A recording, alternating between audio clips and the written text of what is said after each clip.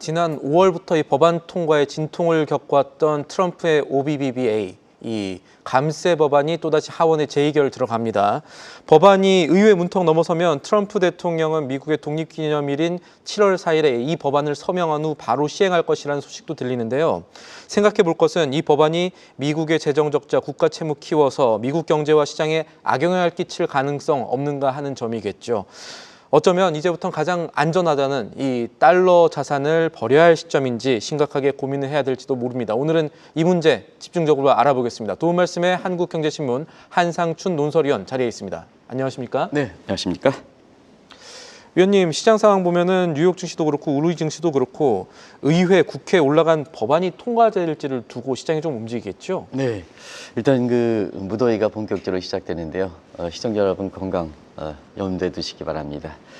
사실 그 무더운 날씨를 얘기한다 이렇게 서두를 꺼내는 것은 한국도 그렇고 미국도 그렇고 사실 오늘 미국은 현지 시간으로 오늘 사실 중요한 그 법이 그 증시에 미치는 중요한 법이 있죠. 그래서 한국은 오늘 임시회의 본회의가 마지막 날입니다.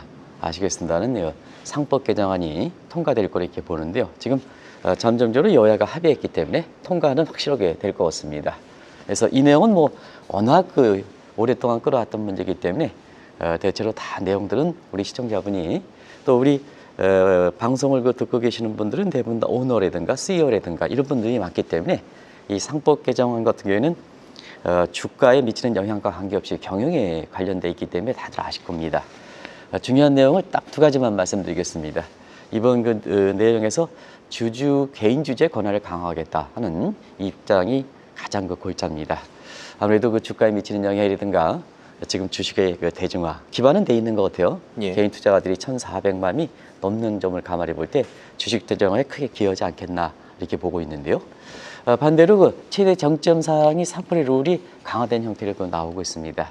이런 상태에서는 경영이라든가 아니면 그동안 상법에 따라서 개정되지 않음에 따라 혜택을 받았던 주주사라든가 이런 데에는 좀 종목별로 분리하지 않겠느냐 이런 예상들이 나오고 있고요. 아시겠습니다. 아까 이상원 특파원께서도 이렇게 말씀해 주셨습니다는 미국 시간으로 오늘 빠르면 7월 3일, 우리 시간으로 보면 오늘 3일 되겠죠. 하원의 의결이 들어갑니다.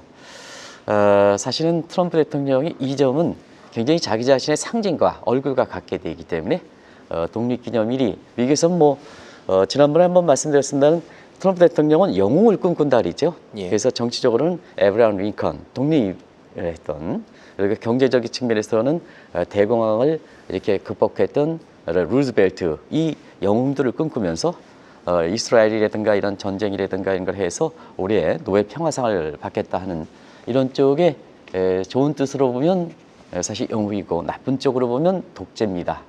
그래서 이 상징격에 해당되기 때문에 7월 4일 날 이걸 서명해서 발의하겠다 하는 일언인데요. 지금 문제가 되는 것이 하원에서 프리덤 커커스의 반란입니다. 만약에 프리덤 커커스에 반란이 있으면 이게 통과 안 됩니다. 그리고 일론 머스크가 창당을 지금 얘기하고 있는데요. 이 창당 명칭까지 나온 것 같습니다. 아메리카당의 창당 여부도 이렇게 상당히 관심이 되는 사항입니다. 여러 가지 사항인데요. 그럼에 따라서 이 트럼프 감세법이 지금 이제 현실로 닥치고 있습니다.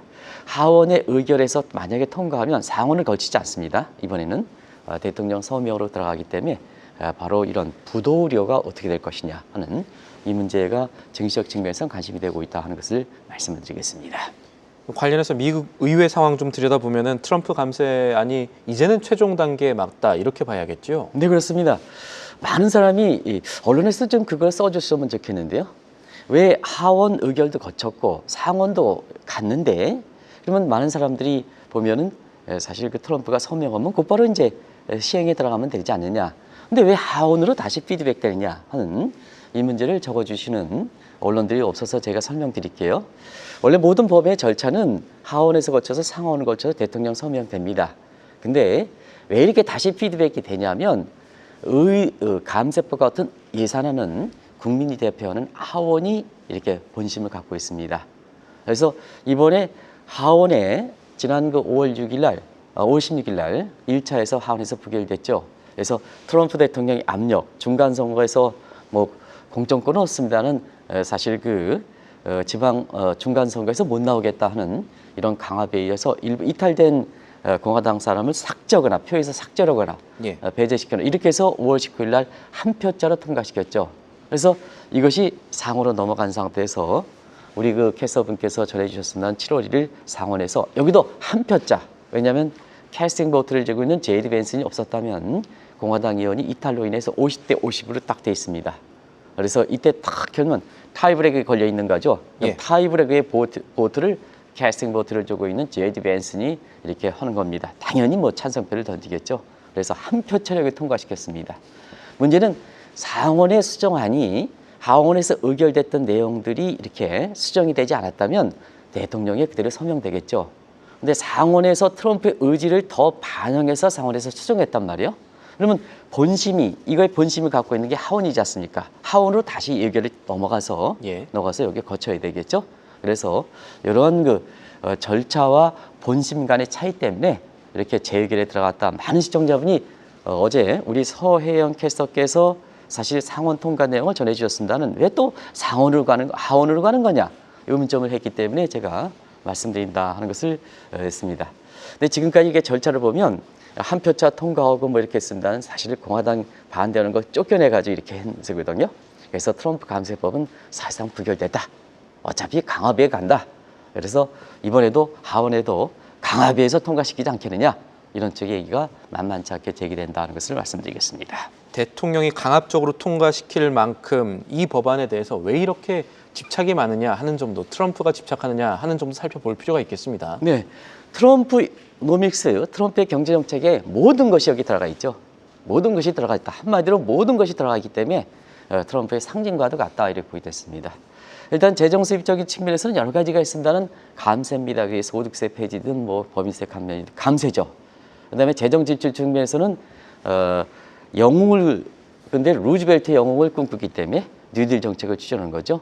그래서 모든 것이 들어가 있다 이렇게 보시면 되겠습니다. 그 세부적인 항목에 불법 이민 색출이라든가 국방부의 증강 문제라든가 뭐 이렇게 오바마 노믹스 지우기, 바이든 노믹스 조이기에서 헬스케어 문제라든가 이런 게 들어가 있습니다는 한마디로 재정 수입은 감세, 그 다음에 재정 지출은 이렇게 지출을 늘린다, 빅딜이다, 뉴딜 정책이다 이렇게 보시면 되겠습니다.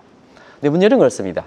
이 트럼프 노믹스의 상징에 해당되는 감세법이 불발될 때는 뭐 트럼프는 사실 자기 자신의 자존심을 이렇게 손상하는 것 이상으로 트럼프 노믹스가 사실 불발되는 거죠. 그래서 이전에 트럼프 행정부가 지향하는 것이 마가인데요. 이 법이 메가가 아니라 마가법이다.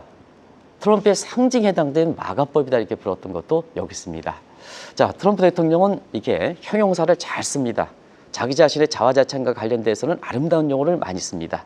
그런 과정에서 이번에 법이 OBBA라고 이렇게 신행국께서 말씀해 주셨습니다. 저는 이걸 OBBA를 한국말로 한번 읽어보시기 바랍니다. 오빠가 되겠죠. 오빠가 되겠습니다. 그래서 자, 이게 OBBA가 뭘까? 1등, 원, 그 다음 빅, 크다, 그리고 아름답다, 뷰티풀. 그래서 원, 빅, 뷰티풀, 빌, 액트의 약자입니다. 이른바 한국말로 보면 오빠 법이다 하는데요. 항상 그렇습니다. 오빠도 너무 좋은 것이 겹치면 나중에 많은 시기를 받습니다.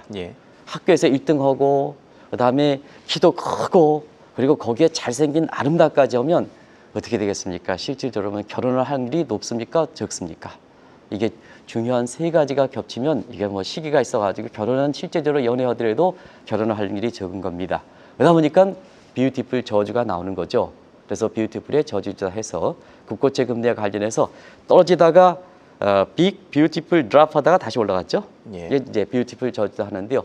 이번도 뭐냐? 이것이 통과되면 OBBA법이 통과되면 재정 적자 확대가 되지 않겠나 이렇게 보고 있습니다. 뭐 많이 알려진 내용입니다는 미 의회 예선국가 이걸 감세법으로 해서 향후 10년 동안 3조 4천억 달러. 우리 돈이 아닙니다. 미국 돈으로 3조 4천억 달러 늘릴 것이다. 지금 재정적자라든가 국가채무가 위험수에 딱 다다르는데 여기에 3조 4천억이 늘어갈 때는 어떻게 할 것이냐. 부도가 되는 거죠. 이런 우려가 일부 공화당 의원에, 민주당은 뭐 전원 반대하는 거고요. 공화당 의원 사이에도 반대로 표가 들어간다. 이렇게 보시면 되겠습니다. 의회 예산국 데이터대로라면은 미국의 재정 적자 40조 넘는다라는 얘기가 네, 되는 그렇습니다. 거고요. 또 이런 데이터 꼭 아니더라도 상식적으로 봤을 때 어떤 나라가 세금을 줄이면서 씀씀이는 더 키운다고 하면 재정 적자는 당연히 더 늘어나게 될 것 같은데 이런 우려에 대해서 트럼프 행정부가 내놓은 설명이 있을까요? 아니면 그냥 밀어붙이는 겁니까? 네, 시장과 사실 트럼프 진영과 괴리가 발생하는 것이 바로 그 점입니다. 뭐 감세하고 그다음에 지출 늘리려면 디폴트가 되는 거죠. 지금 위험 수위가 해서 그런 과정인데요. 모두가 명확할 때 트럼프 진영이 얘기하는 것이 그레이 에어리어적입니다. 모호한 거 가지고 이렇게 됩니다. 그래서 트럼프의 감세법은 이론적으로 보면 애매모호한 빠져나기 좋은 이런 실체가 불분명한 이론적 근거를 갖고 있다고 보겠습니다. 일단 케인즈 경제학에서 재정 지출을 늘린다. 경기 부양이죠. 이게 이제 케인즈 경제학의 골자다 이렇게 보겠습니다. 그리고 공급 증식의 감세담은 레포 곡선에서 자 감세하면 경제 효율을 증대시킨다. 경기가 온다. 재정 수입을 증가시킨다. 이렇게 되겠죠. 그리고 여기에 모슬러가 체계화된 현대통화이론 조금 이따 설명드리겠습니다. 여기도 감안했습니다. 빈대서 쓰자. 한마디로 이렇게 얘기입니다. 그래서 뭐냐 총수요 관리에 예상되는 케인즈 경제학도 늘어놓고 서프라이 사이드 공급 주식 경제학도 늘어놓고 지금 현대통화이론도 물어놓은 애매모호한 정책입니다. 그래서 자 이런 애매모호한 정책은 항상 부정적 효과가 나오는 겁니다. 그래서 감세한 리드 정책에 하면 시청자분들 아시겠습니다. 재정적자 국채화율은 어떻게 될 것이냐.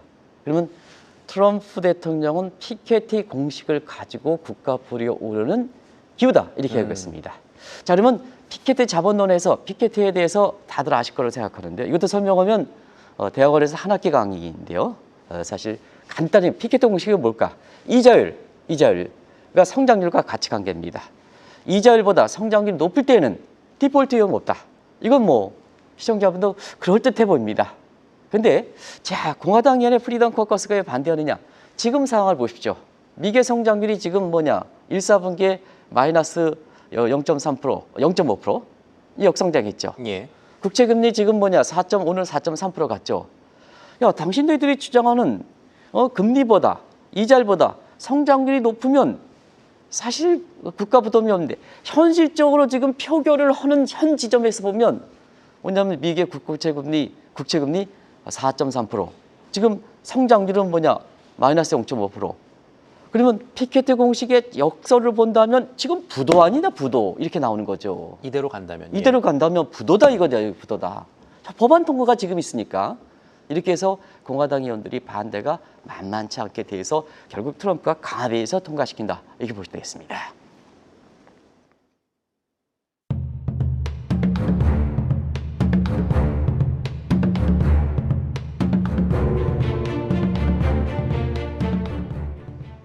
지금 말씀대로 트럼프 진영이 이론적으로 의존하는 것이 피케티 공식이라고 한다면 그러니까 성장률이 충분히 높아지면 괜찮다는 시기라고 하면 미국의 국가부도 위험이 없으려고 하면은 감세법에 따라서 성장률을 얼마나 끌어올릴 수 있을지 이 부분도 중요하겠습니다. 네.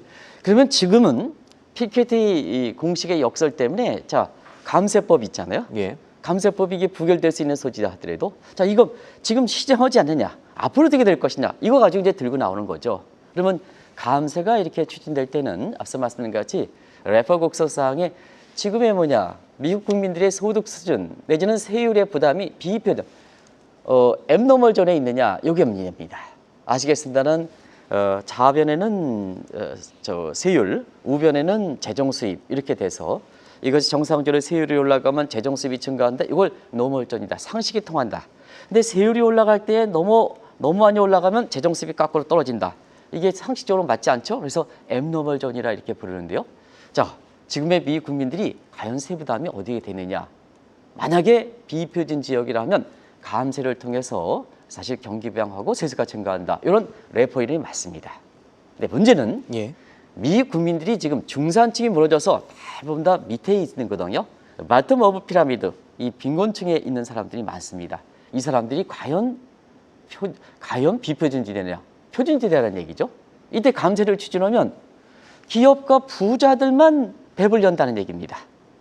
양극화 문제를 또 그렇죠. 예. 그다음에 이 빈곤층 문제는 오히려 뭐냐 소득 수준이 있잖아요. 소득 수준에서 상대적으로 초부유층이라든가 이런 데 혜택이 적기 때문에 상대적 빈곤감이 더 격차가 심해지킨다는 얘기죠. 예. 이게 뭐냐 지금 가뜩이나 소득계층별 양극화가 심해서 사회적으로 민주주의 시장경제 실현이다 해서 의회도 점령당하고 모두 그런 입장에서 이게 민주주의 실현이 있지 않습니까? 그러다 보니까 뭐냐, 이 감세법이 이렇게 트럼프 강압해서 이렇게 통과시키다 보니까 야, 누구 마냐, 미 국민들을 위한 거냐, 당신 얘기처럼 미 국민이라고 하는데 실제적으로 보면 자, 당신만의 리그가 아니냐, 당신만의 부자들의 리그가 아니냐. 실제로 이 감세법이 이렇게 상원이 통과하고 바로 미 예일대 예산연구소에서, 이건 예산에 관련해서 미국에서 가장 프로젝트를 많이 따는 곳이 예일대입니다. 예. 그래서 정통으로 되는데요. 이게 그대로 시행될 때는 하위 계층 10%는 소득수준이 2.3% 감세된다. 근데 상위 계층은 거꾸로 2.3% 올라간다. 지금까지 말씀을 드린 소득의 양극책이 더 심해지는 거죠. 그래서 뭐냐, 이 누구를 위한 거냐, 미 국민을 위한 거냐, 당신 주변을 위한 거냐, 당신이라는 건 트럼프입니다. 트럼프 주변을 위한 거냐 하는 거 가지고서 미 국민들의 공감대가 형성되지 않는 문제다 하는 것을 말씀드리겠습니다. 이번에 추진하는 이 OBBA 법안, 그러니까 한의원 표현대로 오빠 법안에는 감세만 표현이 있는 것은 포함된 것은 아니고요. 재정 지출 늘리는 것도 포함이 되어 있습니다. 대선 공약과 맞물려서 그렇죠. 그렇다면 재정 지출이라는 것이 지금 미국의 성장률을 얼마나 끌어올 수 있다, 이거를 좀 봐야 될 텐데 어떻게 보십니까? 1930년대 지금 다르죠. 그때는 재정 적자라는 거 국가 채무에 문제가 없었습니다. 예. 그러면 지금 재정 적자 국가 채무 위험수위죠. 그랬을 땐 자, 트럼프판 뉴딜 정책에서 재정 지출을 올린다 하면 지금 뭐냐, 재원이 어디서 나겠습니까? 관세 수입에서도 제대로 되지 못하는 상태에서는 결국 적자 국채를 발행할 수밖에 없더군요. 적자 국채를 발행하면 국채 금리를 올려서, 자, 공공 사이드에선 적자 국채를 발행해서 재원이 증대할지 모르지만 소화 과정에서 금리가 올라가면 소비도 줄어들고 설비도 줄어드는, 그래서 공공 부분에 늘어났던 재원을 크라우딩 아웃, 구축시키는데 총 지출이 늘어나지 않는다는 얘기입니다. 그런 측면에서 재정 지출 승수가 경기 부양 효과에 그렇게 크게 과거처럼 높지는 않다는 걸 말씀드리겠습니다. 오히려 지금 뭐냐, 지금 미국이 국가 채무 디폴트가 우려되는 상황입니다. 이때 밀어붙이면 재정 침체가 온다는 얘기입니다. 피스칼 스태그레이션이라는 새로운 용어인데요. 아마 한국은행 이창용 총재께서 이 용어를 우리나라에 대해서 얘기해가지고 좀 많이 알려진 용어입니다. 자, 이 상황에서 무리하게 재정 지출을 늘릴 때는 오히려 경기를 부양시키는 게 아니라 재정 침체란을 일으킨다. 경기 침체되면서 물가가 올라간다는 얘기입니다. 그러다 보니까 결과적으로 지금의 이론적 근거에서 보면, 자, 이자율 대비해서 성장률이 지금은 떨어지겠습니다. 앞으로도 성장이 올라갈 것이냐 하는 측면에서는 감세에 따라서 성장률이 올라가지 않는다. 재정 지출에 대해서 성장률이 올라가지 않는다. 하면 당연히 트럼프 입장에서는 금리를 좀 내리면 되지 않느냐. 예. 이런 쪽으로 가겠죠. 그 문제는 이제 간단히 이렇게 질문해 주시면 제가 이렇게 과거에 예. 얘기했던 데 겹치지 않는 선에서 말씀드리겠습니다. 말씀대로 성장률이 더 올라가는 게 제한적일 수 있는 상황이라면 옛날과 다르게 금리라도 좀 빠르게 내려가야 되는 건데, 그래서 트럼프 대통령이 이것을 압박하고 있다라고 생각을 해야 될 건데, 네. 그러면 연준이 그만큼 이를 따라줄 수 있는 환경이냐, 이거를 짚어봐야겠죠. 아주 중요한 지적을 해주셨죠. 그래서 성장률 재고가 그렇게 높지 않다 보니까 트럼프 입장에서는, 자, 피케티 공식에서 지위가 올라가지 않아 그러면 금리를 떨어뜨리죠. 예. 그러면 국가 부도라든가 이게 기후가 되겠죠. 알값을 내려서. 내겠죠. 알값을. 자, 그런 각도에서 트럼프 대통령이 우리 한국경제TV의 방송을 통해서 그동안 전했습니다는 금리 인하 폭이 갈수록 더 심해졌죠. 한번 보겠습니다. 5월 FMC 회의가 끝나고 나서는 중국보다 못하다. 누가? 파월과 중국의 페드가. 그래서 이때는 1분기 미국의 역성장 했는데 이 마이너스 0.5%. 그때 당시에는 이제 속보치가 나왔을 때입니다. 예. 마이너스 0.3%. 그런데 중국은 1, 4분기 성장률 5.4% 가지 않았느냐. 근데 중국은 왜 금리를 내리는데 당신네들은 역성장하고 금리를 내리지 않느냐. 그래서 이때는 뭐냐, 금리 인하폭을 얘기하지는 않았습니다. 그런데 사실 6월 FMC부터 금리 인하폭이 본격적으로 나타났죠. 시청자 여러분 아시겠습니다만 이때는 또 유럽 중앙은행을 비유했습니다. 유럽 중앙은행은 10차례 내렸는데, 근데 사실 실제로는 말씀드리면 10차례뿐이 안 내렸습니다. 10차례 내렸는데 페드는 도대체 뭐냐, 금리를 왜 동결하느냐. 이때 이제 본격적으로 금리 인하폭이 나왔죠. 그래서 최대 2.5%포인트까지 내려야 된다. 그리고 7월 FMC 회의가 7월 달에 이게 열립니다는, 이때는 뭐냐, 앞서서 지금 3%포인트까지 내려가야 된다. 어제는 제로금리까지 내려가야 된다. 이런 쪽에 얘기하고 있습니다. 그러면 시청자분이 시간이 가면 갈수록 왜 금리 인하에 대해서 이렇게 강압적으로 요구하느냐 하면 피케티 공식을 보면 오늘 전해드렸던 피케티 공식을 보면 정확히 이해할 수가 있죠. 이해할 수가 있죠. 그래서 지위가 올라가지 않는다면 이자율을 낮춰서 지금 트럼프 감세법을 통과시켜서 재정 적자라든가 국가 채무 우려가 되는 부분을 이런 피케티 공식론을 대면 금리를 떨어뜨리면 근거가 남아있다 이렇게 보시면 되겠습니다. 그래서 금리 인하폭으로 강화를 밀어붙이고 파월과 페드 의장에 대해서 아주 니들 뭐 하는 거냐 조기로 파월을 교체시키겠다 이런 쪽에 얘기가 나온다 하는 것을 말씀드리겠습니다. 결론으로 가보겠습니다. 미국의 감세 법안이 통과가 된다면 우리 투자자 입장에서 미국 국채, 달러 자산 투자 어떻게 해야 될까요? 네, 재정 적자 이제 미국의 재정 적자라든가 국가 채무는 현실로 왔다 이렇게 볼 수 있습니다. 예. 그게 이제 지난 5월달에 3대 평가 중에서 가장 신중하고 그렇지만 영향력이 가장 높은 무디스가 2011년 S&P, 그다음에 2014년 피치, 그다음에 지난 5월달에 무디스의 경고가 됐다 이렇게 볼 수 있습니다. 자, 트럼프 진영에서는 당연히 자기가 감세법을 밀어붙이기 때문에 여러 가지 논리를 구사해서 이것에서 재정 적자라든가 국가 채무 우려가 없다 하지만 시장이라든가 그다음에 사실 세계적 3대 평가기관의 제3자 입장에서는 계속 이 문제를 우려한다 이렇게 됐습니다. 자, 시청자 여러분, 트럼프 진영을 믿으시겠습니까? 아니면 이런 무디스라든가 시장의 평가를 믿으시겠습니까? 어디를 믿으시겠습니까? 저는 개인적으로 보면 이해관계가 정책 이해관계가 없는 기관을 믿어야 된다 하는 것을 말씀드리겠습니다. 또 한 가지는 신뢰가 높은 기관을 믿어야 된다 하는 자리에서 무디스의 경고라든가 이런 거를 받을 땐 이제는 안정자산으로 미국의 국채라든가 달러가 과거만큼 안정자산은 아니다. 근데 국내 증권사의 그 대형 증권사일수록 미국의 국채라든가 달러 투자 권고했고 각종 상품에 있어서는 미국의 국채와 달러를 담은 상품들이 우리나라가 유독 많습니다. 그것도 대형 증권사들이 많습니다. 그런 과정에서는 지금 상태에서는 좀 균형을 유지해 줍시다. 제가 달러를 팔아 미국 국채를 투자하지 말아라 이렇게 얘기하는 사실 변수가 있기 때문에 균형을 유지해 줍시다. 너무 미국 국채라든가 달러가 안정자산이기 때문에 초불확실성에서는 믿을 곳이 거기뿐이 없다. 밀어넣자 하는 이 시절보다는 사실 한국 증시라든가 이런 것도 상법 개정도 주주 민주화 그리고 트럼프의 각종 법은 세계를 위하고 다른 동맹국이라든가 경제국을 위하는 법이 아니라 트럼프도 미국의 국민들을 위하는 게 아니라 또 야당인 민주당을 위하는 게 아니라 본인 자신의 위한 법이기 때문에 사실 여기에 대해서 트럼프 진영의 말을 믿고 자산을 투자하는 것은 이제는 경계에 되지 않냐 하는 생각이 듭니다. 알겠습니다. 오늘 말씀은 여기까지 듣죠. 지금까지 도움 말씀의 한국경제신문 한상춘 논설위원이었습니다. 위원님 오늘도 감사합니다. 네, 고맙습니다. 계속해서 다양한 경제 이슈를 알고 싶다면 구독과 좋아요, 알림 설정 부탁드립니다. AI 캐스터 권미정이었습니다.